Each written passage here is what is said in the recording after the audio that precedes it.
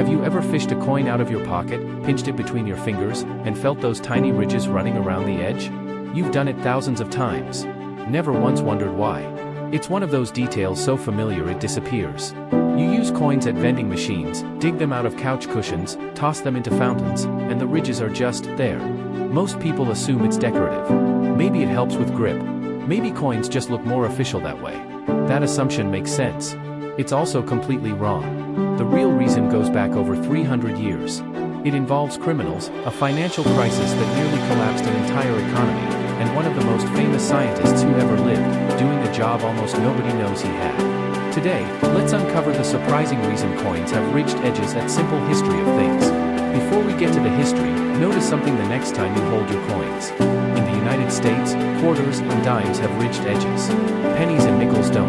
That difference isn't about size, and it isn't random. It's the first clue to what those ridges were actually built to do. The technical name is reeding, or in the UK, milling.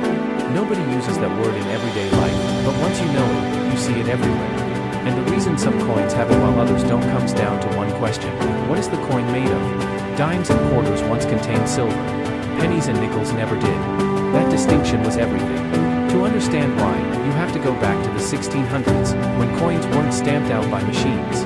They were hand-struck, uneven, and made of real silver and gold.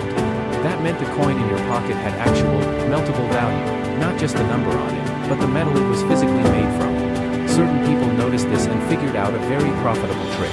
Take a silver coin. Carefully shave a thin sliver from around its edge.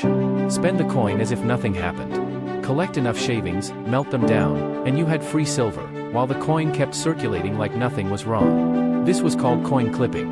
And it was everywhere. Because early coins were irregular and handmade, a slightly uneven edge raised no suspicion. A clipped coin could pass through dozens of hands before anyone caught it, if they ever did. Merchants and ordinary people were being quietly cheated, accepting coins worth less than their face value, and having no way to prove it. By the 1690s in England, the situation had turned into a genuine crisis. Nearly half the silver content had been shaved from coins still in everyday circulation. England was also fighting an expensive war against France, trying to pay armies with currency nobody fully trusted. People hoarded the few good coins they had. Prices became unstable. Trade slowed. In the second half of 1696, the economy essentially stopped, unemployment rose, poverty spread, and the crisis was severe enough that the Duke of Beaufort reportedly had to pay for a dinner by signing his name in a book, because no one trusted the coins enough to accept them. Something had to be done. And the man brought in to fix it is not who you'd expect. Isaac Newton, the gravity, the calculus, the apple, left Cambridge in 1696 and took a position at the Royal Mint in the Tower of London. Not to run experiments. To fix the money. Newton oversaw the Great Recoinage, a national effort to collect every old clipped coin in England, melt it down, and replace it with freshly minted coins of proper weight. Temporary mints opened in Bristol, Exeter, Norwich, York, and Chester. Newton ran the entire operation with near-obsessive precision. But replacing the coins wasn't enough on its own. If new coins could be clipped just like the old ones, the whole problem would start again. The fix was built into the coin itself. Mechanical minting presses could now stamp a uniform pattern directly onto the edge during production. If you clipped even a sliver of metal from a reeded coin, the ridges would be visibly broken. The tampering was readable. Some English coins of that era were even inscribed with a Latin phrase around the edge, decus et titamen, an ornament and a safeguard. Decorative and protective, at the same time. Newton didn't stop there. He disguised himself, visited taverns and prisons, gathered evidence personally, and prosecuted dozens of clippers and counterfeiters. Not the image of the man under the apple tree. Not even close. Here's the part that makes you think. Coin clipping stopped being a real problem centuries ago. Modern coins aren't silver or gold. In the US, the Coinage Act of 1965 moved everything to copper and zinc. There's simply nothing valuable enough to shave off. The original thread is gone. And yet the ridges stayed.